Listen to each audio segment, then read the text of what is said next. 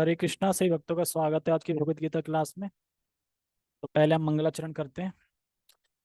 ओम अज्ञानतिमिरान्धस्य ज्ञानञ्जनाशलाकया चक्षुरुन्मीलितं येन तस्मै श्रीगुरुवे नमः। श्रीचैतन्यमनोभीष्टं स्थापितं येन भूतले स्वयं रूपः कदा मह्यं ददाति स्वपदान्तिकम्। वन्देऽहं श्रीगुरो श्रीयुतापदकमलं श्रीगुरून् वैष्णवांश श्रीरूपं साग्रजातं सहगण रघुनाथं वितं तं सजीवं साद्वैतं सावधूतं परिजन सहितं कृष्ण चैतन्य देवं श्रीराधा कृष्ण पादान् सहगण ललिता श्री विशाखात् विशांच। हे कृष्ण करुणा सिंधु दीनबंधु जगतपते गोपेश गोपिका कांता राधा कांता नमस्तते। तप्त कांचन गौरांगी राधे वृंदावनेश्वरी वृषभानुसुते देवी प्रणमामि हरि। वाञ्छाकल्पतरुभ्यश्च कृपा सिन्धुभ्यैव च पतितानां पावनेभ्यो वैष्णवेभ्यो नमो नमः। जय श्री कृष्णा चैतन्य प्रभु नित्यानंद श्री अद्वैत गदाधर श्रीवासादि गौर भक्तवृंद। हरे कृष्णा कृष्णा कृष्णा हरे हरे हरे राम राम राम हरे हरे। रामाय रामभद्राय रामचंद्राय वेद रघुनाथाय नाथाय सीताय पते नमः। नमो विष्णुपादाय कृष्णपृष्ठाय भूतले श्रीमते भक्तिवेदांत स्वामिनि इति नामिने। नमस्ते सारस्वते देवे गौरवाणी प्रचारिणे निर्विशेष शून्यवादी पश्चात देशतारिणे। हरे कृष्णा। सभी भक्तों का स्वागत है आज की भगवत गीता क्लास में।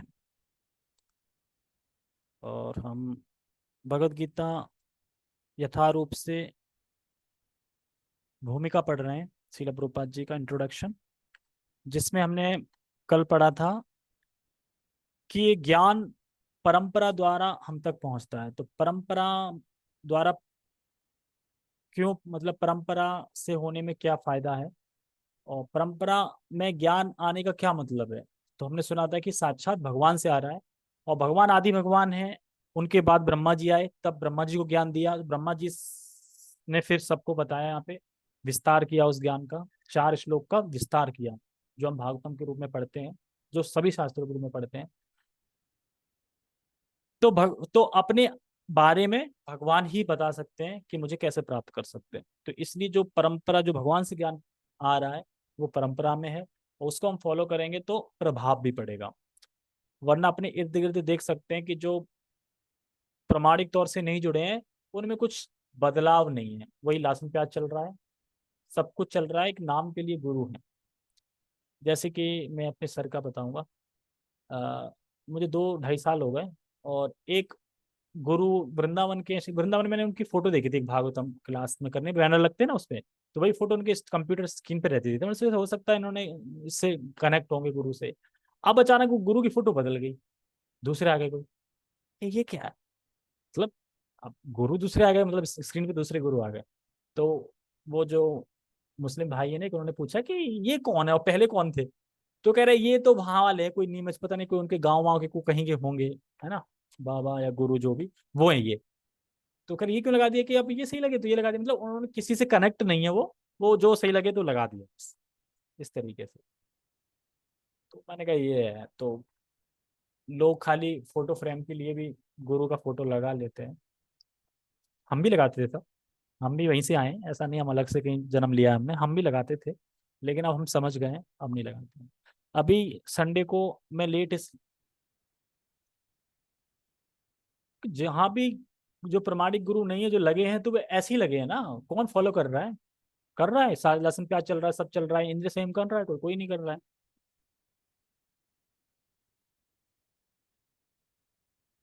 अरे आपने नहीं लगाया तो आपने क्या पूरी दुनिया को देख लिया क्या। किसी भी घर में जाओगे आपको गुरु की फोटो नहीं मिलती क्या, कोई ना कोई गुरु की तो मिलेगी ना। तो क्या वो नियम फॉलो कर रहे हैं ना, मतलब जो है, तो वही चीज बताऊंगी। तो आज मैं कल मैं लेट जब आया था, लेट इसीलिए आ गया था कि मैं प्रसादम के बर्तन रखने गया था।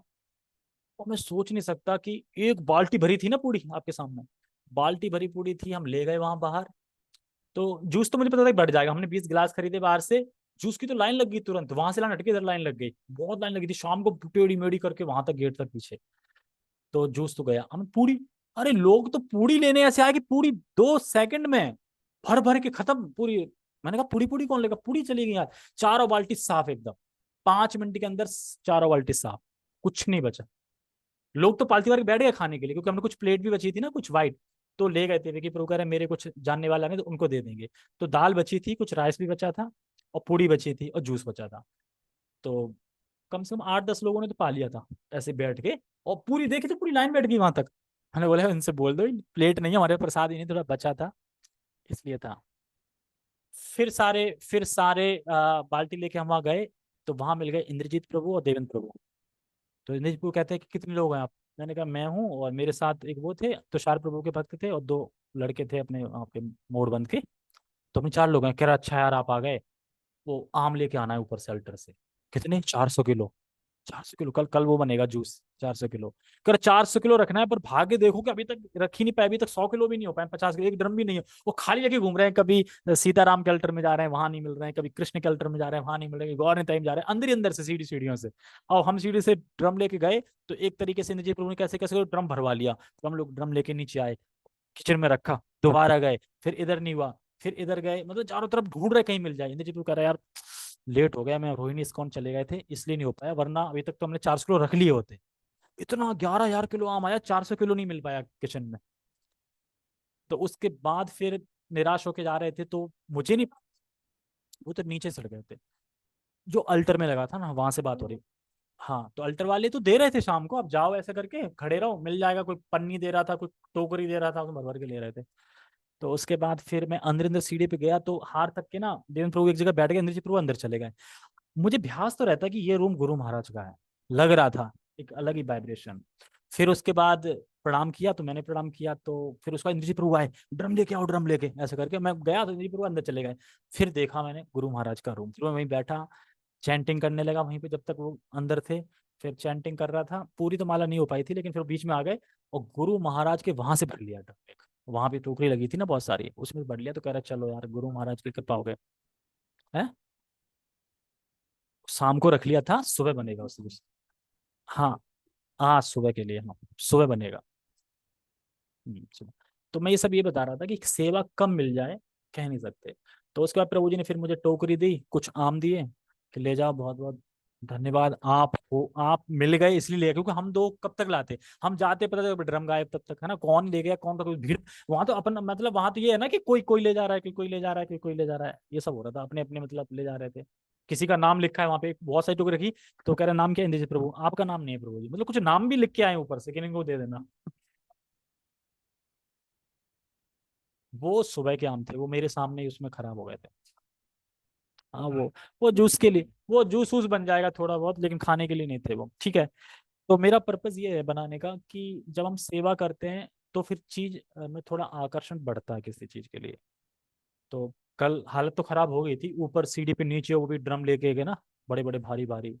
पर वो लड़के खूब लगे रहे, वो 2 लगे रहे और एक वो भी लगा रहता संग। वो तो उसके बाद फिर आया मैं।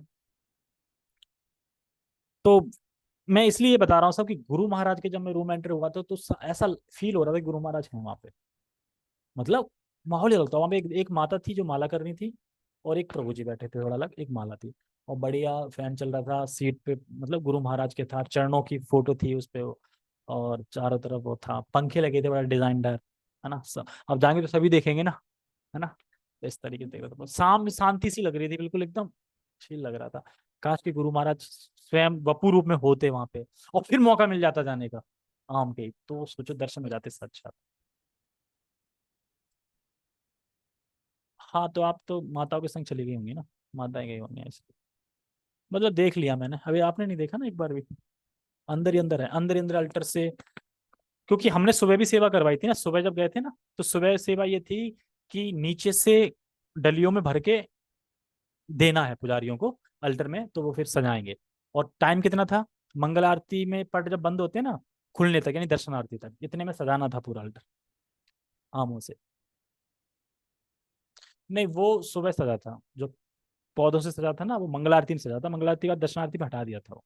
हो सकता है कि इतना टाइम नहीं रहा होगा लटकाने के लिए, लटकाने में टाइम लगता है ना ज्यादा सजाने में, और फिर दर्शन आरती का टाइम हो रहा था, तो वो मुझे लग रहा है इसलिए आई होप कि नीचे ही सजाया था, लटके हुए नहीं सजाए हैं टाइम, मतलब ऐसे करके। ठीक है। वैसे लटके हुए अंगूर ज्यादा अच्छे लगते हैं ना, आम भी अच्छे लगते हैं, हरे हरे होते हैं, संतरे वंतरे सब अच्छे लगते हैं, एप्पल एप्पल। ठीक है।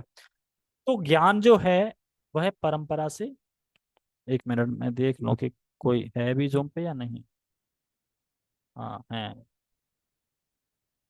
टाइम निकल गया पूरा। कोई नहीं, थोड़ा पढ़ लेंगे। तो परंपरा पे मैं ज्ञान समझ नहीं, ये चीजें तो अच्छी लगती है ना, अभी अभी ये पढ़ूंगा बस, ये अच्छा नहीं लगेगा। बाकी बाकी ये तो अच्छा लगता है। ठीक है। तो हम पढ़ते हैं।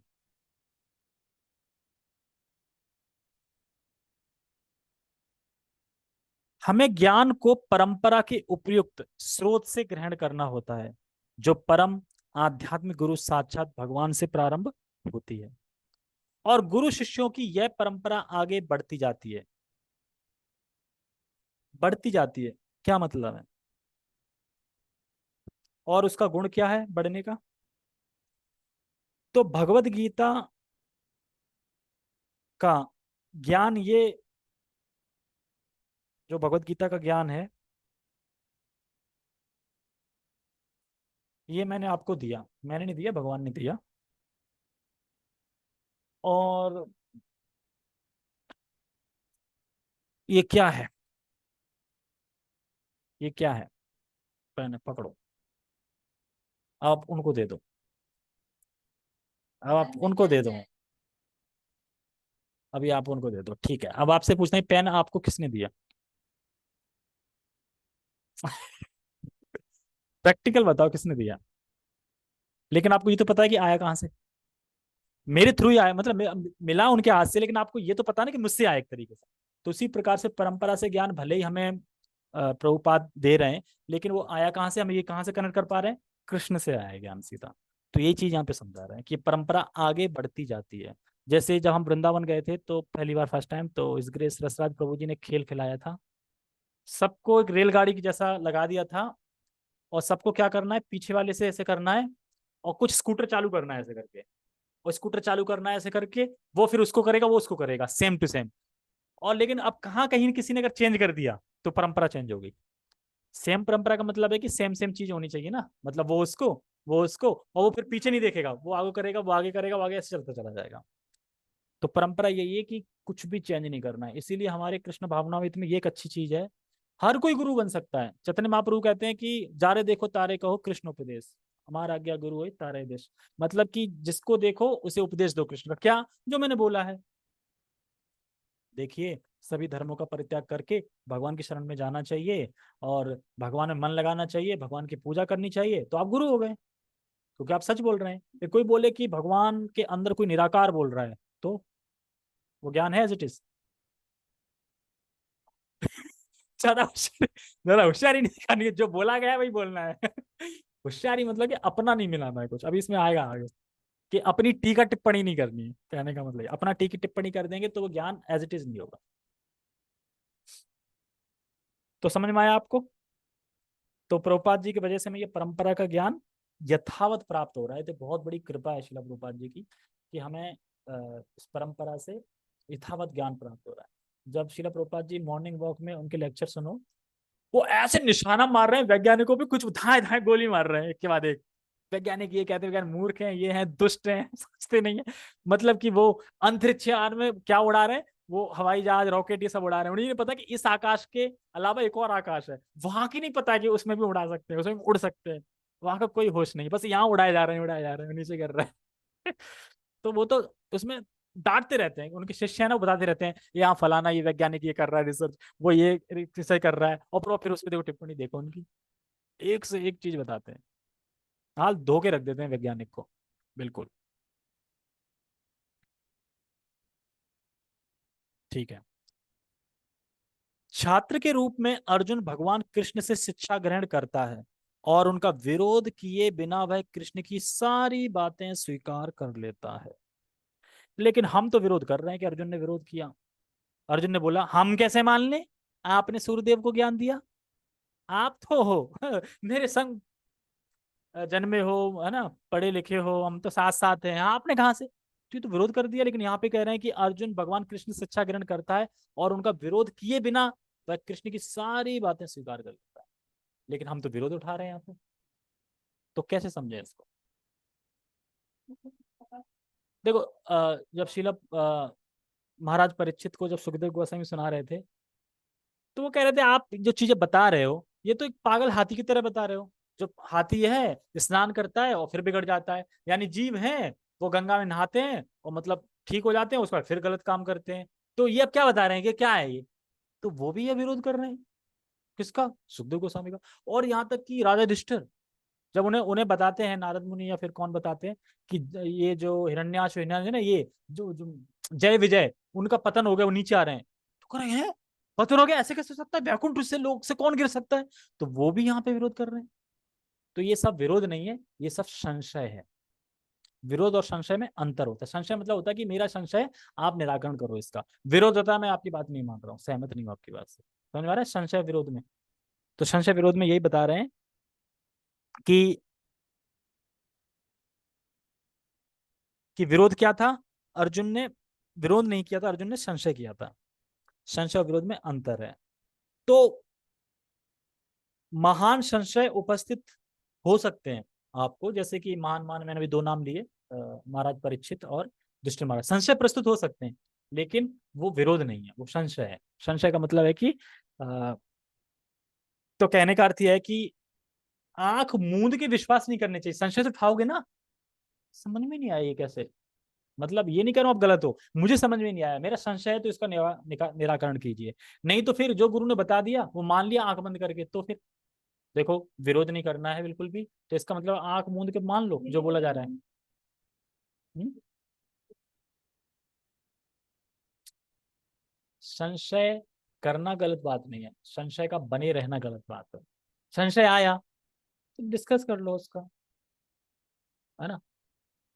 तो इसीलिए क्यों कहते हैं गुरु को पहले 1 साल तक परख लो, देख लो, है ना, और उनसे रिश्ता बढ़ा लो फिर दीक्षा लो। वरना दीक्षा के बाद संशय करने लगा, अरे यार ये तो मैंने गलती की, तो सामान्य है इस तरीके से। तो आप लोगों को क्या प्लान है, किससे दीक्षा लेनी है? अरे तो वही, वो तो पास हो जाओगे। देखो ये तो एक तरीके से फॉर्मेलिटी है, जो कि इस्कॉन इसलिए करता है कि गुरु के बारे में थोड़ा पता चले, दीक्षा तो हो जाएगी। अरे फिर भी चलो आप पास हो जाएंगे तो अब आपको अंदर से किस गुरु से इच्छा है लेने की, इच्छा तो होनी चाहिए, नहीं रिश्ता कैसे बनेगा? सन्यासी गुरु महाराज जो होते हैं, जैसे जैसे राधानाथ स्वामी महाराज हैं, भक्ति आश्रय वैष्णव स्वामी महाराज हैं, और अपने जो वृंदावन। देखा अब अभिषेक क्लास के बाद इनको गुरु महाराज को दिखा देना कौन कौन से गुरु महाराज हैं, ठीक है। ओके। तो कहने का अर्थ यह है कि आंख मूंद के विश्वास नहीं करना चाहिए। ऐसा नहीं है कि किसी गुरु ने बोला कि भगवान कौन है, निराकार, किसने बोला? गुरु जी ने। क्यों, कहाँ से बोला, ये नहीं पता हमें। तो ये हो गया आंख मूंद के विश्वास करना। गुरु कुछ बोल रहे हैं तो आप संशय पूछ सकते हैं कि ये किस शास्त्र से है। ये आप अपने सीनियर से, अथॉरिटी से पूछ सकते हैं। और देखो हम जनरली डायरेक्ट गुरु से नहीं बोलते, गुरु के नीचे जो अथॉरिटी होती है उनसे पूछ सकते हो, या अपना जो काउंसलर है उससे पूछ सकते हैं कि गुरु महाराज ने ऐसे बात की थी, मुझे समझ में आई, तो वही समझा देंगे। गुरु के पास, गुरु के देखो गुरु के पास इतना टाइम नहीं है कि उनका टाइम खराब करने के लिए हम जाएं। छोटी मोटी चीज तो उनके काउंसलर जो है वही बता देंगे। फिर भी आपको कभी मिलना है, ज्यादा कुछ पूछना है, तो गुरु से मिलने जा सकते हैं, बोल सकते हैं।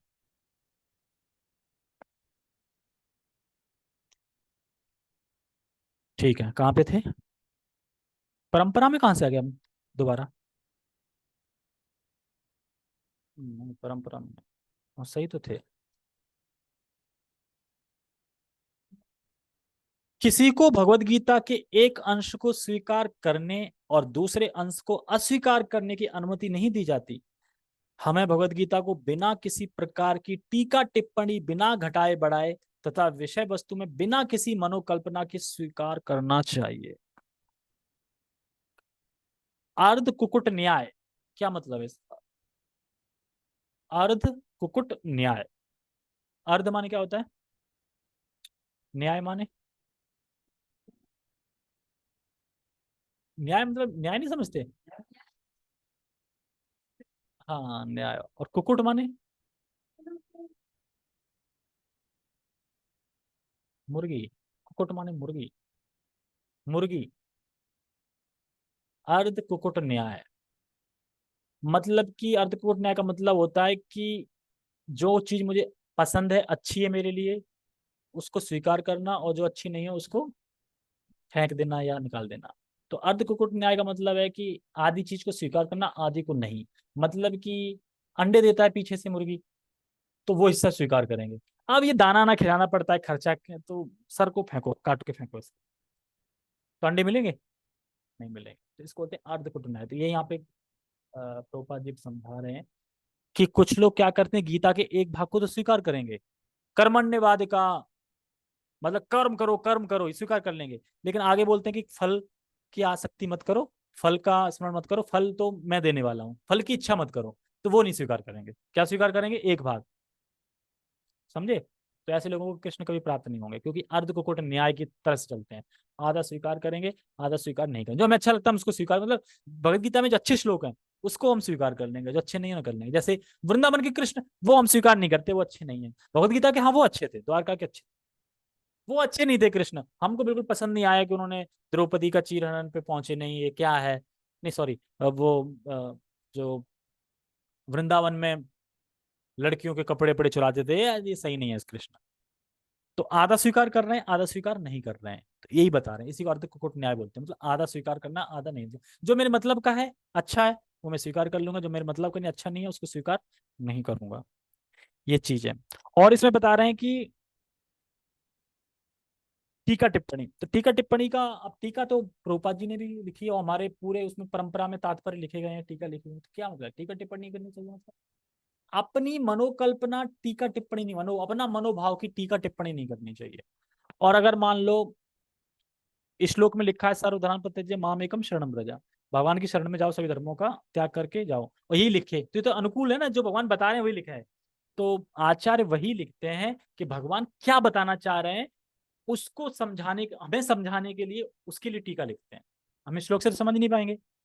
अब भगवान क्या बोलना चाह रहे हैं कौन बता सकता है? भगवान का शुद्ध भक्त, तो शुद्ध भक्त है आचार्य। तो इसलिए आचार्य जानते हैं कि भगवान यहाँ क्या बता रहे हैं, तो वो अपनी फिर टीका लिखते हैं कि भगवान ये बताना चाह रहे हैं, आपको ऐसे ग्रहण करना है। और फिर वही शिला प्रभुपाद जी ने उसी को दोबारा रिप्रेजेंट किया कलयुग की भाषा के हिसाब से, मतलब कलयुग के लोग उसे स्वीकार कर सके प्रैक्टिकल तौर पे, ऐसे करके, ताकि हम तुरंत समझ जाएं। क्योंकि अगर दूसरे जैसे कि जो आचार्य हैं जैसे बलदेव विद्याभूषण और विश्वनाथ चक्रवर्ती ठाकुर, इनके हम टीका पढ़ेंगे तो हमें समझ में नहीं आएगी। एक श्रील प्रभुपाद का तात्पर्य समझ में आ जाएगा। क्यों? क्योंकि उन्होंने इसी भाषा में लिखा है कि कलयुग में लोग समझ सके, इसलिए। तो टीका टिप्पणी का मतलब यहाँ पे यही है कि आप अपनी टीका टिप्पणी नहीं करना है, कोई अपना मत नहीं मिलाना है। तो मूल अर्थ मतलब चेंज किए बिना, टीका टिप्पणी लिखी है ना हमारे आचार्यों ने, अर्थ चेंज किए बिना। लेकिन लोग अर्थ चेंज कर देते हैं उसका और फिर लिखते हैं, तो वो उनका हो जाता है। तो यही कह रहे हैं। तो जो भगवान कृष्ण बोल रहे हैं उस बात को आचार्यगण समझते हैं, क्योंकि वह कृष्ण के शुद्ध भक्त हैं। तो टीका टिप्पणी का अर्थ है मन गढ़ंत टीका टिप्पणी नहीं करनी चाहिए, अपने मन के हिसाब से अपना कुछ नहीं बोलना चाहिए, जो है वह यथावत बोलना चाहिए। ठीक है, एक पैराग्राफ और पढ़ते हैं। कहाँ पे थे? हाँ, गीता को वैदिक ज्ञान की सर्वाधिक पूर्ण प्रस्तुति समझना चाहिए। वैदिक ज्ञान दिव्य स्रोतों से प्राप्त होता है, और स्वयं भगवान ने पहला प्रवचन किया था। भगवान द्वारा कहे गए शब्द अपौरुषेय कहलाते हैं, जिसका अर्थ है कि वे चार दोषों से युक्त संसारी व्यक्ति द्वारा कहे गए शब्दों से भिन्न होते हैं। संसारी पुरुष के दोष हैं, वह त्रुटियां अवश्य करता है, वह अनिवार्य रूप से मोहग्रस्त होता है, उसमें अन्यों को धोखा देने की प्रवृत्ति होती है, और चौथा है वह अपूर्ण इंद्रियों के कारण सीमित होता है। तो ये सबको दिख रहा है कि ये हम में चार दोष होते हैं। सबसे पहले देखो, हमारी इंद्रियां अपूर्ण है। सबसे पहले ले लो आंख को। अब एक जना बताओ कि आंख कैसे अपूर्ण इंद्रिया है, एक कोई एक शब्द बता दो कि इससे हम समझ सके कि हाँ आंख अपूर्ण है।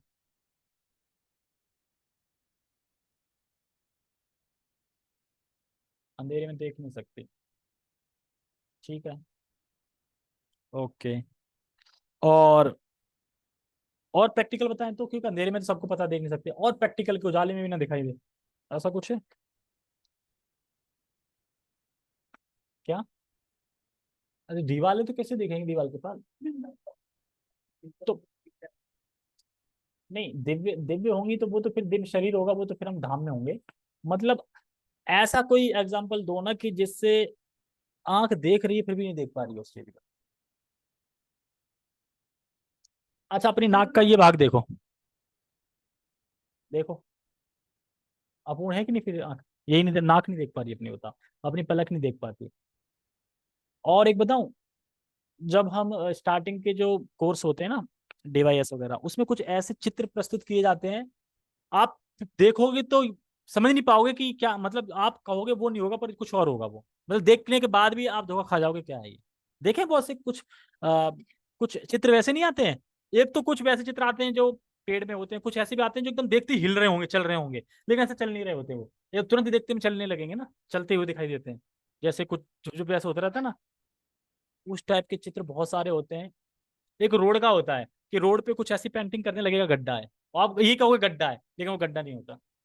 तो ये एग्जाम्पल है कि जो आंख हमारी अपूर्ण है, ऐसे ही नाक अपूर्ण है, ऐसे ही जीभ अपूर्ण है, ऐसी सारी इंद्रिय अपूर्ण है। और अपूर्ण होने की वजह से क्या होता है कि हम मोहित हो जाते हैं।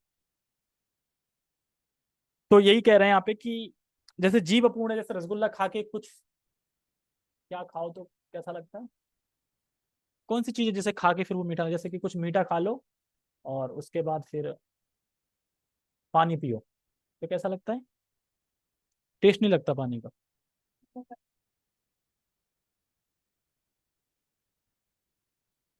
हम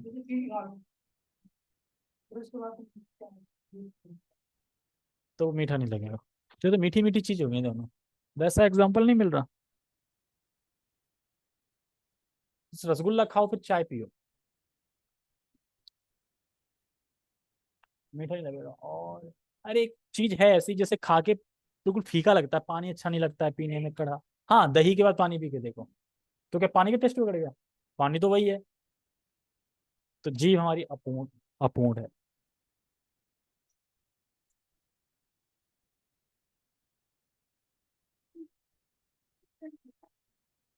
ऐसा भी होता है। और संतरा खा लो फिर, संतरा खा के फिर कुछ खाओ, कैसा लगता है? ठीक है, संतरा खाना तो। और इंद्रियां पूर्ण है, इसलिए अनिवार्य रूप से हम मोहग्रस्त होंगे, और मोहग्रस्त होंगे तो मोहग्रस्त होके हम गलती करेंगे, और गलती करेंगे तो गलती को छुपाएंगे, और गलती को छुपाएंगे तो फिर दूसरों को धोखा देंगे। इसलिए चार अपूर्णता है ना, हम झूठ बोलते हैं, दूसरों को धोखा देने की प्रवृत्ति रहती है, और हमारी इंद्रियां पूर्ण है, तो ये सब चीजें ऐसे करके आती हैं। गलती होगी तो छुपाएंगे और फिर चीटिंग करेंगे। तो इस प्रकार से हमने समझा कि किस प्रकार से हमारी इंद्रियां अपूर्ण हैं, और हमने समझा कि ज्ञान परंपरा द्वारा जो ज्ञान प्राप्त होता है उसको स्वीकार करना चाहिए, और अर्ध कुकुट न्याय नहीं करना चाहिए। और हमने सीखा कि हमें विरोध नहीं करना चाहिए, हमें संशय प्रस्तुत कर सकते हैं, और आंध मुंह आंख बंद करके विश्वास भी नहीं कर लेना चाहिए, है ना, उसका प्रस्तुतिकरण मांग लेना चाहिए कि ये कहाँ से है, कैसे है। तो ये एक अच्छे भक्त के लक्षण है। ओके, तो हम समाप्त करते हैं। जगत गुरु शिला प्रभुपाद की जय। भगवद गीता की जय। निताय निताय गौर प्रेमानंदे। हरि हरि बोल। हरे कृष्णा। ये कौन बेच रहा भाई रात को?